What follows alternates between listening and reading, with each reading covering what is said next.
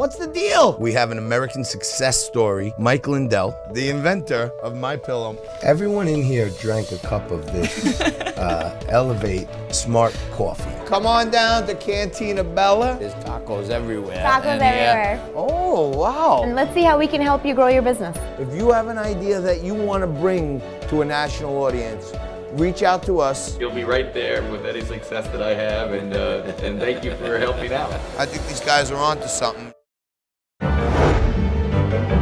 Ghosts give me goosebumps, and I give them goose humps. Vampires. Little trouble in dreamland.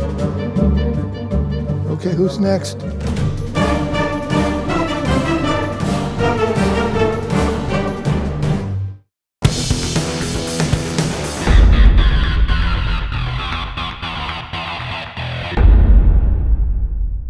Hey, welcome back. You're watching Liquid Lunch on Newsmax TV, and today we have a faithful Friday. When joining us again, nice enough to hang around for a second segment with us, is Bill Donahue from the Catholic League. Bill, you've been at this for so long. You know the media, you know the reporters, you know the not that long. Well, you've been at it for 27 years. You started when you were like 11, probably. But you've been at this for so long, and you've seen all the different angles. You know how the politicians work, and you know how the news media works. And I always felt like you had a really good way of projecting your cause without getting too religious about it. Right. And I was really disturbed. I've been disturbed by Fox News for a while now, since it seems like Rupert has stepped back, and his London-raised sons, who are seemingly more liberal, have taken over.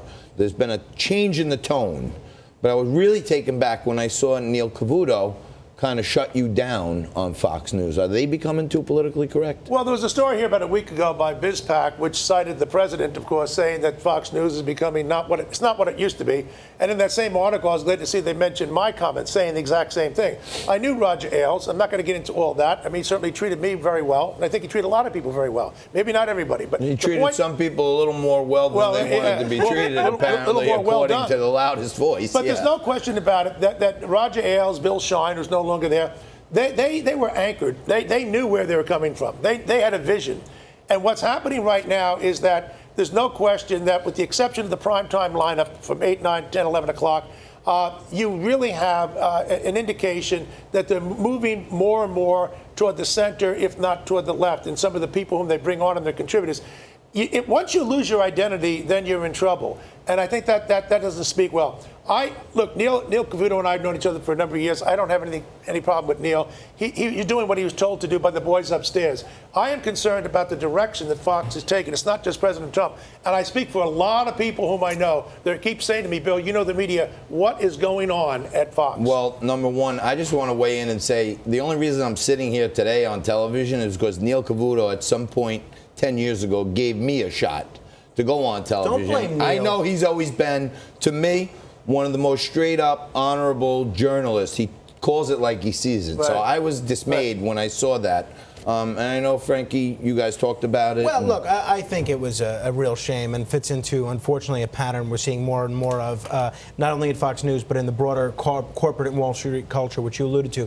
One thing I do have to ask you about, going back to what's happening at the Academy and in not just the social sciences, but in the sciences, is your recent comments about the American Psychiatric Association. Essentially, you've said you think they may have lost their mind. I'm being kind. Why? What are they doing? Well, the latest thing they've come out with is they say that relationship anarchy is something we should accept. And I've never heard that term as a sociologist. What they mean for that is that every conceivable relationship with as many partners as we want should be normalized.